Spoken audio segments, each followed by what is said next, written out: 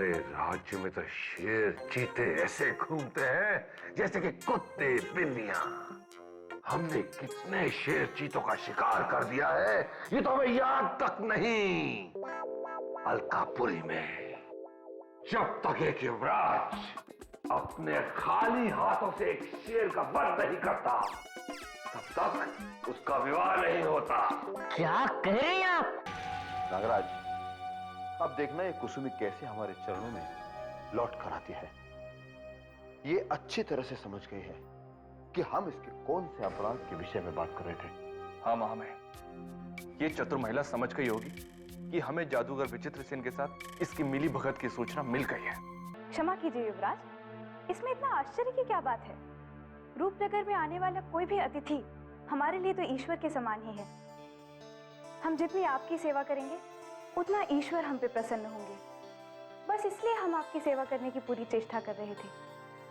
और वैसे भी ये तो हमारा कर्तव्य है। अब अमावस की रात के पश्चात ही पता चलेगा कि रूपनगर में क्या होगा, क्योंकि आज की रात रूपनगर के वासियों को स्वयं सावधानी बरतनी होगी।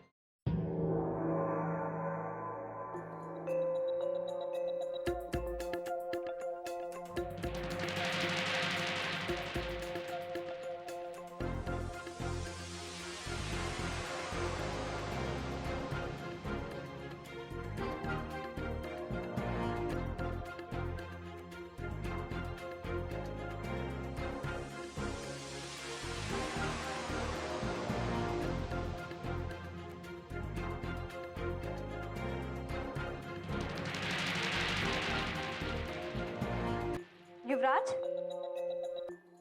युवराज,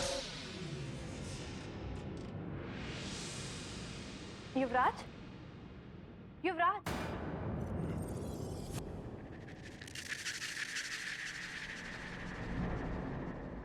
आपके आदेश अनुसार मैंने पूरे महल में घी के दिए लगवा दिए हैं।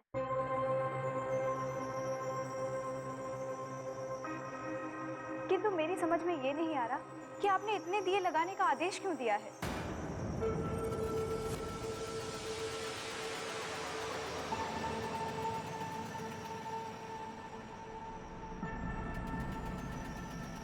ये आदेश मुझे देवधर बाबा ने दिया था। मैं उन्हीं के आदेश का पालन कर रहा हूँ। देवधर बाबा? ये देवधर बाबा कौन है? आज से पूर्व तो आपने इनका नाम कभी नहीं लिया। क्या मैं जान सकती हूँ कि ये देवधर बाबा आपके लगते क्या है? देवधर बाबा एक इंसान के रूप में देवता है। मैं ही नहीं, मेरी माँ भी उन्हें देवता की तरह पूछती है। उन्होंने ही मुझे आदेश दिया था कि जैसे ही अमावस की रात्रि होने लगे मैं अपने चारों ओर दिए जला लूं। ये नन्हे नन्हे दीपक अमावस की रात से आपकी रक्षा करेंगे? ये बात हमें समझ में नहीं आई। भला ये नन्हे दीपक अमावस की रात से आपकी रक्षा कैसे कर सकते हैं? जैसे डूबते हुए को तिनके का सहारा होता है, वैसे ही दिए की रोशनी मुझे अमावस के प्रकोप से बचाएगी। महाश्वेता, देवधर बाबा ने मुझे ये कहा था कि जैसे ही अमावस की रात्रि होने लगे मैं अपने चारों ओर अग्नि का कवच बना लूं। मैं वही करने जा रहा हूं। युवराज,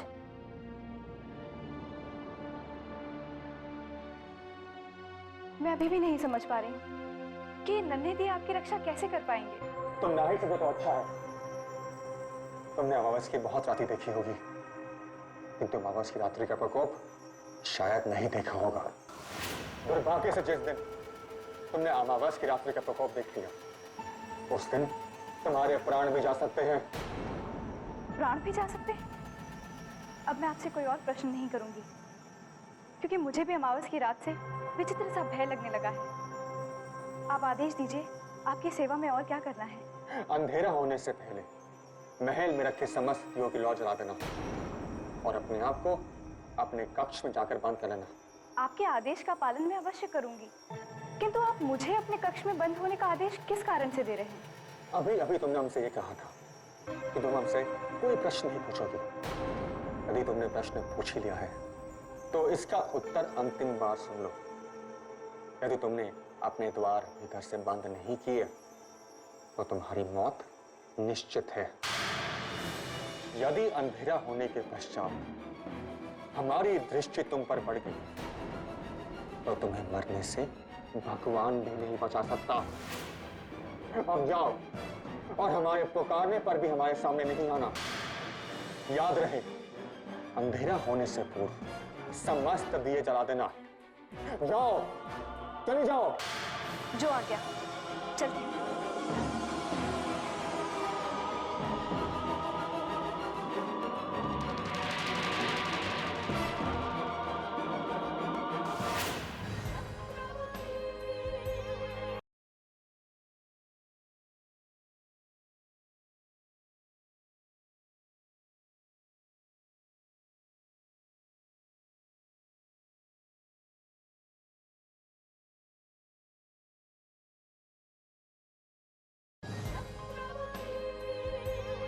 अमावस की रात्रि का अंधेरा होने में अब अधिक समय नहीं रह गया है। अंधेरा घिरते ही कोई भी अनिष्ट घटना घट सकती है। इस आने वाले संकट के विषय में आप सबने क्या सोचा है? यही जानने के लिए हमने आप सबको यहां बुलाया है। हमने अपनी समस्त प्रजाओं को सावधान कर दिया है और ये ढिंडोरा भी पिटवा दिया है कि अंधेरे होते ही सभी अपने घरों में छुप जाए और अंधेरे के बाद कोई अपने घर से बाहर ना निकले। इसके अलावा रूपनगर के महल में हमने अपने सैनिकों के पहरे भी बिठा दिए। हमें यह जानकर बड़ी प्रसन्नता हुई सेना प्रमुख जी। आपने हमारी प्रजा के बीच ढिंडोरा पिटवाकर उन्हें सतर्क कर दिया है। इससे हमारी चिंता कुछ कम अवश्य हुई है, परंतु हम चिंता से पूरी तरह मुक्त नहीं हुए हैं, क्योंकि अंधेरा होते ही पुराने महल में क्या हलचल मचेगी ये हम नहीं जानते। आप पुराने महल की चिंता छोड़ दीजिए भुवन सिंह जी, क्योंकि आप पुराने महल की सुरक्षा के सारे भार अब हमारे कंधों पर है। भुवन सिंह जी, महामहिम एकदम सत्य कह रहे हैं, एकदम सत्य। हमने भानु प्रताप सिंह को मना लिया है और वो खुशी खुशी उस पुराने महल में जाकर अपने सौतेले भाई वनराज से दो हाथ करने के लिए तैयार भी हो गए हैं। ये तो बड़ी प्रसन्नता की बात है, किंतु एक भय हमें भीतर ही भीतर खाया जा रहा है। अगर भानु प्रताप सिंह को कुछ हो गया तो हमारे राज्य का नाम खराब हो जाएगा और लोग कहेंगे कि जिस रूपनगर में अतिथि को भगवान के रूप में समझा जाता है, उसी अतिथि को हमने मृत्यु के मुंह में पहुंचा दिया। नहीं भुवन सिंह जी, ऐसा कुछ भी नहीं होगा, क्योंकि कुंवर भानु प्रताप सिंह उस वनराज के बड़े भाई हैं और वो वनराज चाहकर भी अपने भाई पर आक्रमण नहीं कर पाएगा और कुछ अनिष्ट होने से पहले कुंवर भानु प्रताप सिंह अपने छोटे भाई को संभाल लेंगे। नागराज के विचारों से हम सहमत हैं भुवन सिंह जी। हमें नहीं लगता कि अपने रक्त को सामने देखकर वनराज ऐसा कोई भी गलती करेगा जिसके लिए भाई भाई को कलंकित होना पड़े। किंतु आप ये सब क्यों भूल रहे हैं कि अमावस की रात को वनराज अपने वश में नहीं रहता। बस जैसे ही अमावस की रात का प्रकोप वनराज के ऊपर प्रारंभ हो जाएगा, वो अपने सब रिश्ते नातों को भूल जाएगा और भानु प्रताप सिंह पर एक शत्रु की तरह टूट पड़ेगा। और आप अच्छी तरह जानते हैं इसका क्या परिणाम निकलेगा। यदि वनराज अमावस के प्रकोप के कारण अपने रिश्ते नातों को भूल जाते हैं, तो भानु प्रताप सिंह भी ये भूल जाएंगे कि उनके सामने कौन खड़ा है। हमें पता चला है कि भानु प्रताप सिंह एक महायोद्धा है और जब वो रणभूमि में उतर जाते हैं तो उनके सामने खड़े होने वाले शत्रु को वो गाजर मूली की तरह काट काट कर फेंक देते हैं। भुवन सिंह जी, यदि वनराज ने उनके सामने थोड़ी सी भी उद्दंडता दिखाई तो वो उसकी गर्दन काटकर फेंक देंगे। ये बात मुझे स्वयं कुंवर भानु प्रताप सिंह ने बताई। उन्होंने तो यहां तक कह दिया था कि जो भाई किसी राज्य का अतिथि बनकर उसी राज्य का शत्रु बन जाए, उसका वध कर देना ही उचित है। क्यों महामहिम? हाँ भुवन सिंह जी, जब हमने भानु प्रताप सिंह को इस विषय में बताया तो वो क्रोध से कांप उठे थे। यदि वनराज उस समय उनके सामने खड़ा होता तो उसका वध उसी समय हो जाता। भुवन सिंह जी, अब आप अधिक मत सोचिए और भानु प्रताप सिंह को पुराने महल का मोर्चा संभालने की आज्ञा दीजिए, नहीं तो हमारे राज्य पर संकट आ सकता है, क्योंकि अंधेरा होने में थोड़ा ही समय शेष है। ठीक है, यदि आप सबके समान विचार हैं तो हम आपको आज्ञा देते हैं नागराज जी। आप अपने कुछ जुझारू सैनिकों के साथ भानु प्रताप सिंह को पुराने महल में पहुंचा दीजिए। जैसी आपकी आज्ञा भगवान सिंह, मैं तत्काल उन्हें सूचित कर देता हूं, क्योंकि स्वयं भानु प्रताप सिंह भी अपने छोटे भाई को समझाने के लिए उतावले हो रहे हैं। चलता हूं। प्रणाम।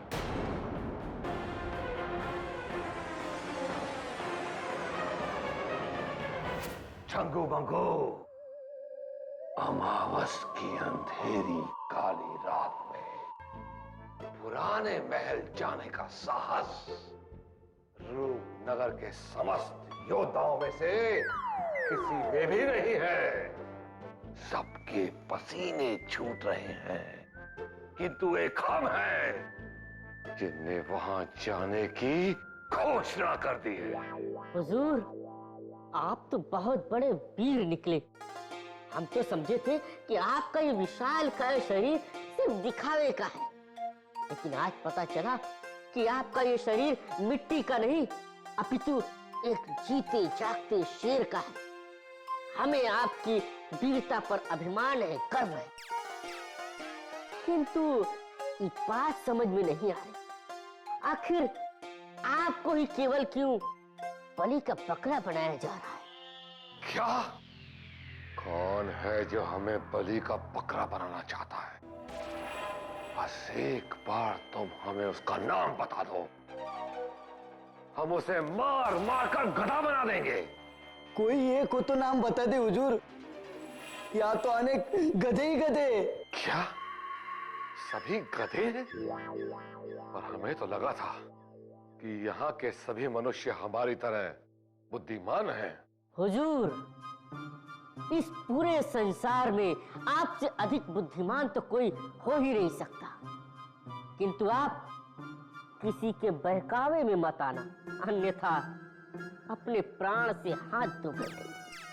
आप मेरी बात मानिए, आप इस कक्ष में दुबके बैठे रहिए, क्योंकि अमावस की रात का अंधेरा घिरने ही वाला है।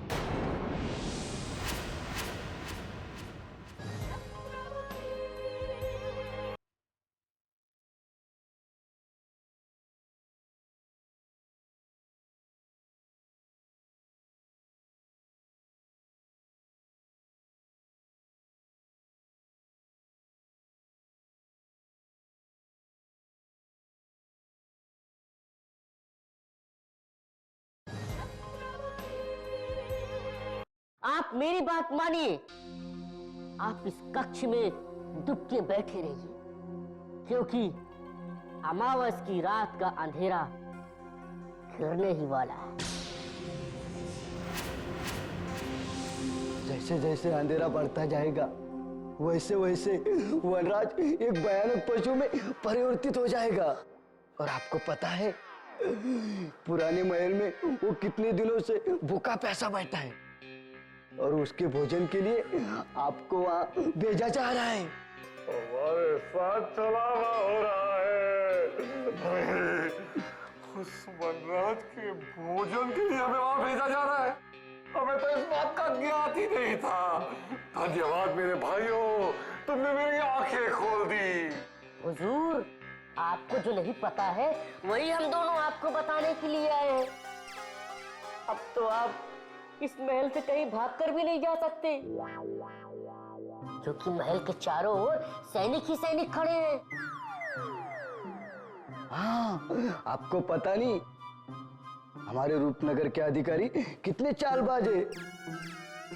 अपने ऊपर आने वाले संकट को दूसरे के ऊपर डाल देते हैं।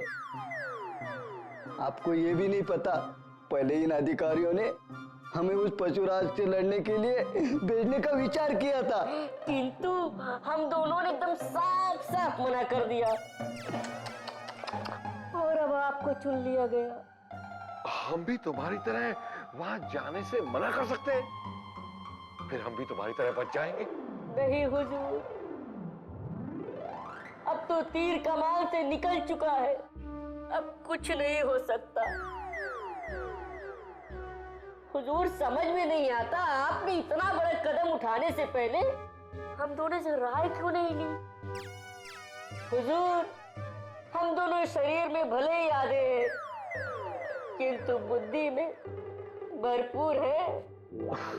हमें क्या पता था कि हम बलि के बकरे बन रहे हैं। क्या तुम दोनों अभी हमारी कोई सहायता नहीं कर सकते? नहीं हुजूर, आज तो नहीं। कल जब आपका शव उस पुराने महल से वापस आएगा तो हम दोनों सबसे पहले आपके शव पर फूल चढ़ाने आएंगे, ताकि आपकी आत्मा को शांति मिल जाए।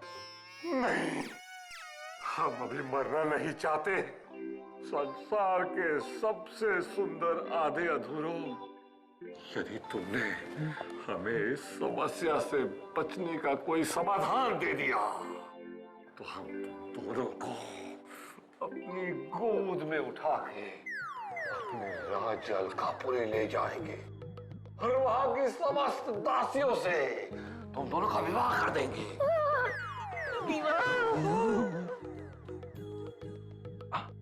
अलकापुरी के युवराज भानु प्रताप सिंह की जय हो। चलिए युवराज, अब आपके जाने का समय आ गया। कहां जाने का समय आ गया है? पुराने महल में जाने का समय आ गया युवराज। यहाँ के चुनिंदा सैनिकों की टुकड़ी आपकी प्रतीक्षा कर रही है, जो आपके साथ रूपनगर के महल तक जाएगी। और मैं आपको रूपनगर की सीमा पर छोड़ने के पश्चात रूपनगर के इसी महल में वापस आ जाऊंगा। वो क्या है ना नागराज जी, आज हम बहुत अस्वस्थ से हैं। क्या हम पुराने महल कल नहीं जा सकते? लगता है मोटी बुद्धि वाला ये भानु प्रताप डर गया है। इससे पहले कि ये पीछे हटे, इसे उकसाना होगा। क्या सोच रहे हैं नागराज जी? वो क्या है कि आज हम थोड़ा विश्राम कर लेते हैं और अगली अमावस की रात को हम पुराने महल अवश्य जाएंगे। अगली अमावस किसने देखी है युवराज, किसने? और यदि आप जाना नहीं चाहते हैं तो कोई बात नहीं, हम आपकी जगह कुंवर सूर्य प्रताप सिंह को भेज देंगे। किंतु युवराज याद रखिए, यदि हमने कुंवर सूर्य प्रताप सिंह को भेज दिया तो आपका राजकुमारी चंद्रमुखी को पाने का स्वप्न टूट जाएगा, क्योंकि राजकुमारी चंद्रमुखी उसी युवराज को पसंद करेगी जो उस पुराने महल में जाकर अपनी वीरता का प्रदर्शन करेगा। अरे नहीं नहीं, हम तो यूं ही आपके साथ ठिठोली कर रहे थे। हम तो कब से वहां जाने के लिए उतावले खड़े हैं। देखिए हमारे बाजू भी कैसे फड़फड़ा रहे हैं। हुजूर, वहां जाने से पहले आप अपनी अंतिम इच्छा तो बता दीजिए, नहीं तो आपकी आत्मा सदा सदा के लिए इस रूपनगर के आसमान में भटकती रहेगी। तुम यहाँ हो? हुजूर, हम तो कब से यहाँ हैं, किंतु आपने हमें देखा ही नहीं। तुम महामहिम की आज्ञा के बिना यहाँ फिर से आ गए। जाओ, भागो यहाँ से, हम तुम्हें मृत्यु दंड दिलवाएंगे। हुजूर, हम तो बस इधर उधर ही टहल रहे थे कि भानु प्रताप सिंह जी ने हमें बात करने के लिए बुला लिया। अब आप आ गए हैं तो हम दोनों 9-2-11 हो जाते। चलो चंगू, चलो मंगू।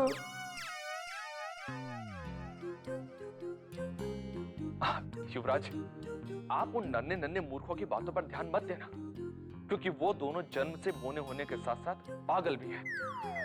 अब आप अधिक समय नष्ट मत कीजिए और राजकुमारी चंद्रमुखी को पाने की सौगंध लेकर उस पुराने महल की ओर कूच कीजिए। चलिए चलिए, राजकुमारी चंद्रमुखी को प्राप्त करने के लिए अपने सौतेले भाई के प्राण तो क्या, अपने अंधे पिताश्री के प्राण भी हम छीन सकते हैं। देखते हैं पुराने महल में हमारा कौन क्या बिगाड़ सकता है। वाह भानु प्रताप जी, वाह, ये हुई ना शूरवीरता की बात। चलिए अब चलकर देखते हैं वो पुराने महल में छुपा वनराज कहां जाकर आत्महत्या करता है। चलो चलिए।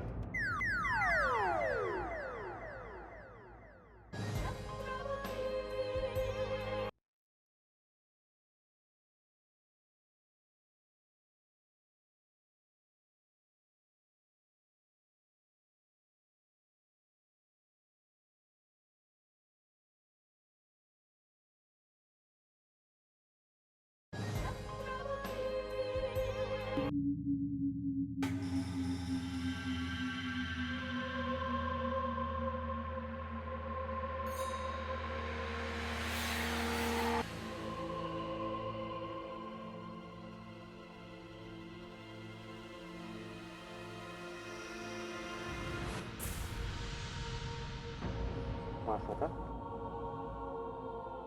युवराज, देखिए, ये अंतिम दिया भी ज्योति से झिलमिला उठा है। सारा महल दियों के प्रकाश से जगमगा रहा है। ऐसा लगता ही नहीं कि आज अमावस की काली रात है। आप इतने बेचैन क्यों दिखाई दे रहे हैं युवराज? और आपका शरीर क्यों कांप रहा है? आप स्वस्थ तो है ना? लगता है आपका स्वास्थ्य बिगड़ रहा है। आज्ञा दें तो वैद्य जी को बुला दूं? तुम हमारी दृष्टि से दूर हो जाओ, अन्यथा तुम्हारे प्राण पखेरु हो जाएंगे। जाओ। क्या? मैं भी यहाँ से चली जाती हूँ। आप अपना ध्यान रखिएगा युवराज। तुम मेरी चिंता छोड़ो और अपनी चिंता करो। सीधे जाओ, सीधे जाकर अपने आप को अपने कक्ष अंदर बंद कर लो। और याद रहे, मेरे लाख चिल्लाने के पश्चात भी अपना कक्ष मत खोलना और बाहर मत आना, अन्यथा सवेरे का सूरज नहीं देख पाओगी। जाओ। जो आगे युवराज। चलो। कभी तुम्हारे जाते समय कोई भी दिखाई दे तो उसे सावधान कर देना। इस पुराने खंडर के आसपास ना आए। मनुष्य तो क्या, अगर कोई जानवर भी यहाँ आया तो यहाँ से जीवित नहीं जाएगा। जाओ, चल जाओ यहाँ से। जी जी, कह दूंगी।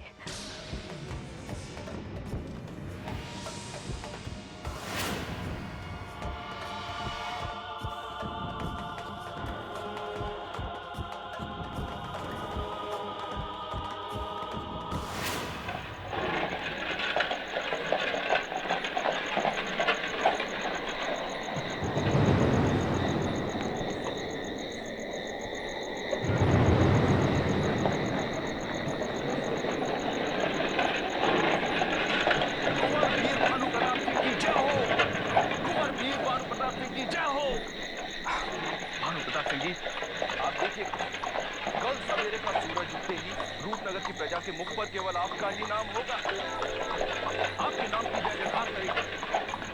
रूपनगर की समस्त सुंदरियां आपके ऊपर फूलों की वर्षा करेंगी, फूलों की वर्षा। और तो और स्वयं राजकुमारी चंद्रमुखी महल के द्वार पर खड़ी आपकी आगवानी के लिए पधारेंगी। बस यूं समझ लीजिए कि कल आप रूपनगर के ऊपर एक ध्रुव तारे की तरह छाने वाले हैं। ये तो जहरीला है। हमारा वो सेवक, वो तो थोड़ा चापलूस था। वो तो बहुत ज्यादा चापलूस है। अगर हम उस वनराज से बच गए तभी तो हमारी बेकार होगी। यमराज के पास पहुंच गए तो रूपनगर की प्रजा बोलेगी कि बेचारा भानु प्रताप नहीं भानु प्रताप सिंह जी, रूपनगर की प्रजा ऐसा कुछ भी नहीं कहेगी। वो तो केवल आपके नाम की जय जयकार करेगी। तो हमारी मन की बात कैसे पता चल गई नागराज जी? आप क्या अंतर्यामी हैं? नहीं नहीं नहीं, मैं कोई अंतर्यामी नहीं। वो तो आप घबराहट के मारे स्वयं ही अपने मुख से बड़बड़ा रहे थे तो मैंने सुन लिया। भानु प्रताप सिंह जी, वैसे आप मेरी भी बुराई कर रहे थे ना? किंतु मैं तो सदा आपकी प्रशंसा ही करता रहता। एक मैं ही हूँ जिसने राजकुमारी चंद्रमुखी के सामने आपकी प्रशंसा के गीत गाए थे। हाँ। अच्छा, अब ये बताओ कि और कितनी दूर जाना है? बस समझिए, आपका लक्ष्य सामने आ गया। हमें रोक दो। चले, भानु प्रताप सिंह जी के लिए द्वार खोलो।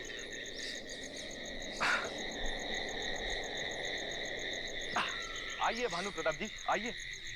आना पड़ेगा। आइए आइए।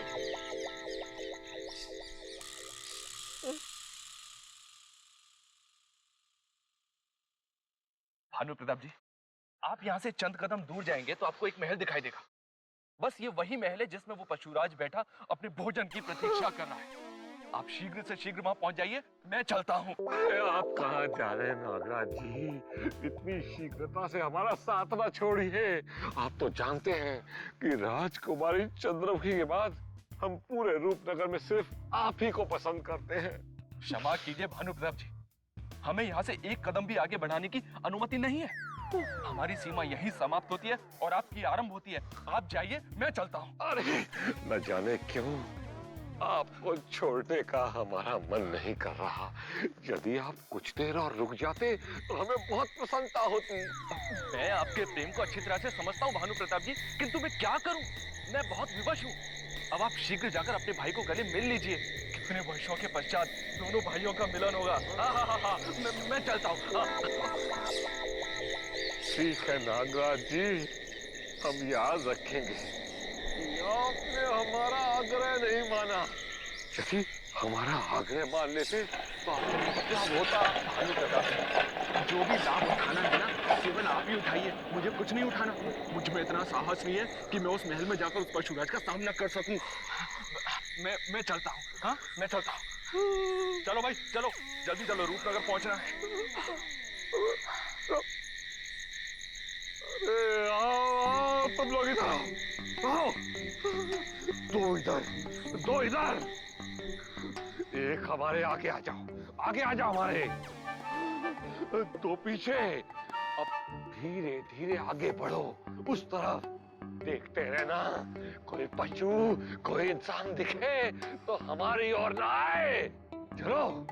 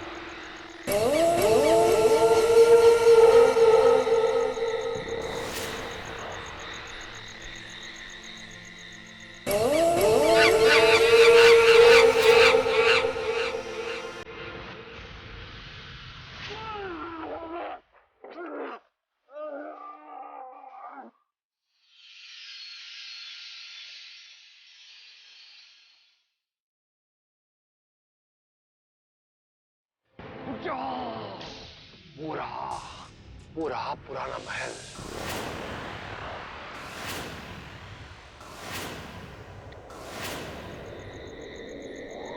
अब याद रहे, यहाँ वो वनराज है। यदि तुम भी उस वनराज या एक भेड़िए के जैसे दिखने वाले खतरनाक पशु को जिसने भी मार दिया तो उसे मैं माला माला कर दूंगा। इतना सोना दूंगा कि जीवन भर समाप्त नहीं होगा। अब ध्यान रहे, तुम दोनों उस ओर जाओ, तुम दोनों उस ओर जाओ, पीछे की ओर जाओ। यदि वो भागता हुआ नजर आया मार देना, और तुम हमें घेर लो, हमें घेर लो। कोई भी हमारे तक न पहुंचने पाए। याद रहे, नजर सामने रखो।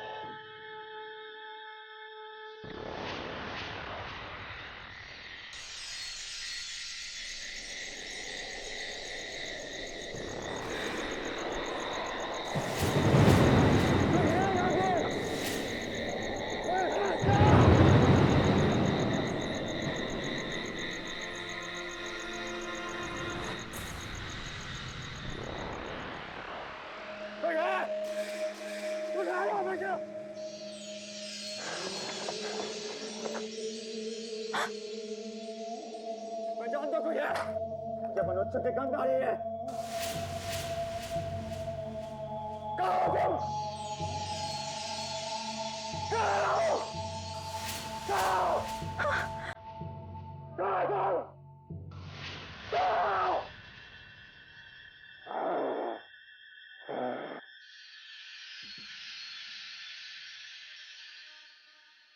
मुझे मनुष्य की गंधारी है। कहाँ तुम?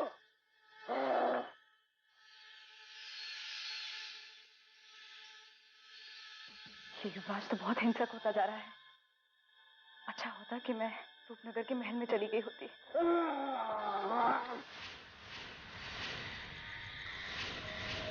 युवराज! युवराज! युवराज! कहाँ चले गए युवराज?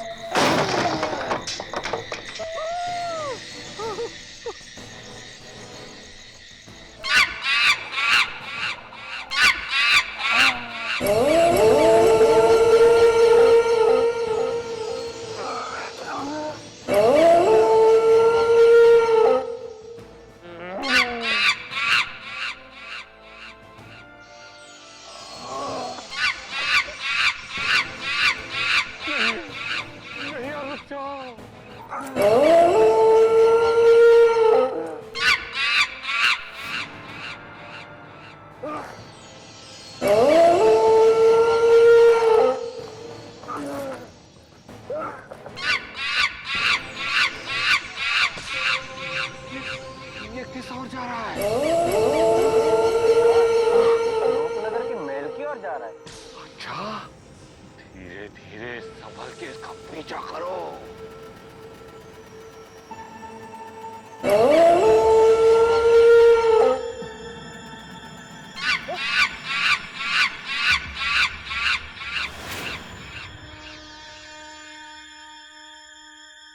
रुक जाओ, शांत हो जाओ। हमें तो लगता है कि हमारे सौतेले भाई को मिर्गी का दौरा पड़ रहा है।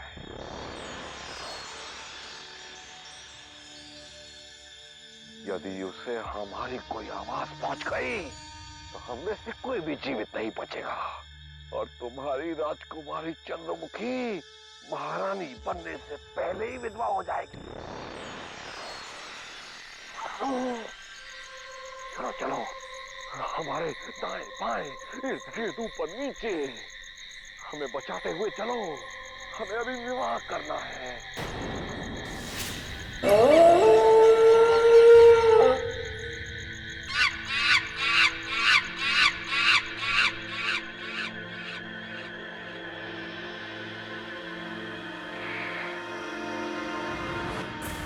मेरे बहादुर सैनिकों, तुम में से जो कोई भी इस सौतेले के शीश को धड़ से अलग करेगा उसे मैं सेनापति बना दूंगा। दोनों राज्य का, अलकापुरी और रूपनगर। चलो हिम्मत करो, किंतु हमारे भागने के लिए थोड़ी सी जगह छोड़ो। आगे आगे।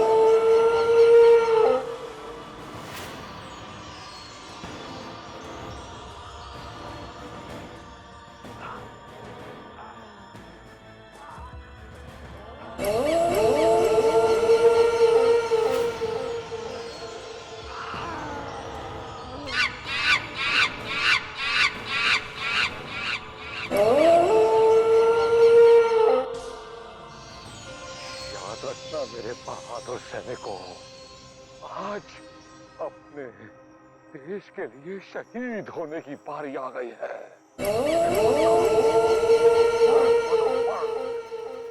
इस वनराज को खत्म कर दो।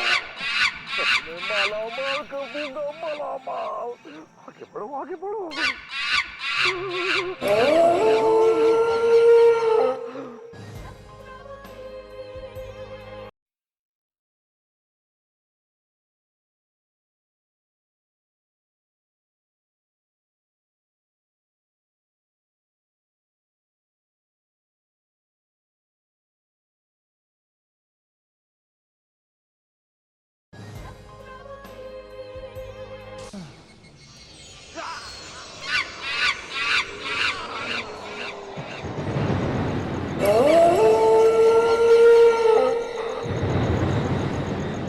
ये अमावस की रात आती क्यों है? जब हम राजा बन जाएंगे तो कभी आने ही नहीं देंगे। हमें तो लगता है कि रूपनगर में कहीं बहुत बड़ा शमशान बनने वाला है। चंद्रमुखी से विवाह करने के पश्चात हम अमावस की रात को कभी बाहर नहीं निकलेंगे।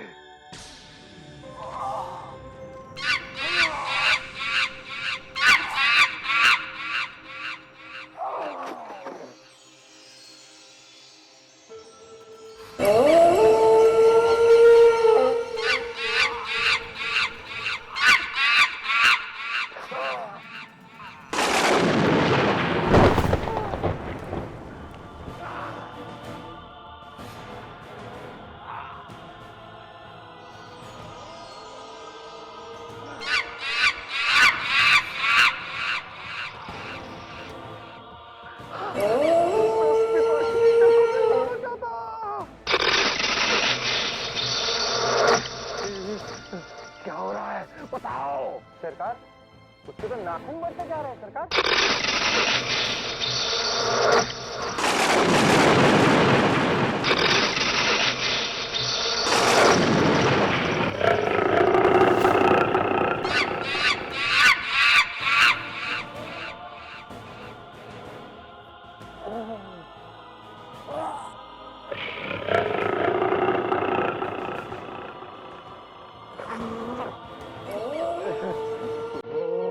मेरी बात ध्यान से सुनो।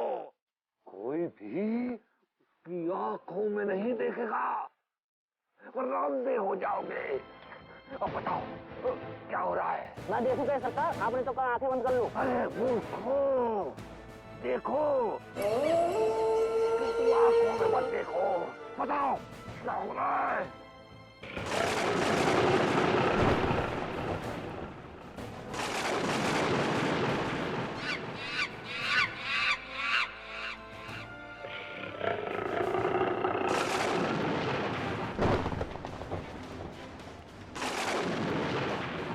सरकार, इसके हिंसक पक्षी की तरह दांत निकल रहे हैं, दांत।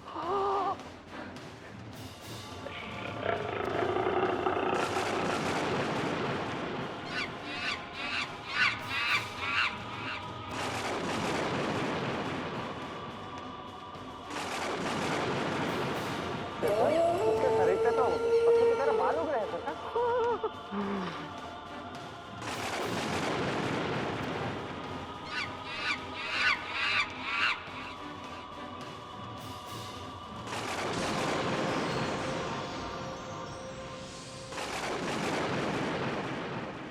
वो जानवर बन गया सरकार, वो जानवर बन गया। मेरे बहादुर सैनिकों, मार दो, मार दो उसे, मार दो।